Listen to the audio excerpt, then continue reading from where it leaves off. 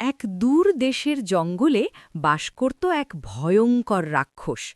সবাই তাকে ভয় পেত, কারণ তার চেহারা ছিল ভীতিকর আর গর্জন ছিল বজ্রের মতো। কাছের রাজ্যের এক রাজকন্যা ছিল খুব দয়ালু ও সাহসী। একদিন সে জঙ্গলে হারিয়ে যায় এবং রাক্ষসের সামনে পড়ে। রাজকন্যা ভয় না পেয়ে শান্তভাবে কথা বলে।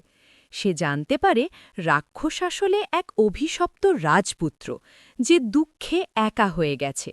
তার প্রতি কেউ কখনো ভালোবাসা দেখায়নি। রাজকন্যার দয়া ও সহানুভূতিতে রাক্ষসের মন বদলাতে শুরু করে। ধীরে ধীরে অভিশাপ ভেঙে যায় আর সে আবার সুন্দর রাজপুত্র হয়ে ওঠে। রাজ্যে ফিরে তারা সুখে শান্তিতে বসবাস করতে থাকে। সবাই শিখল, ভালোবাসা আর সহানুভূতি সবচেয়ে শক্তিশালী জাদু।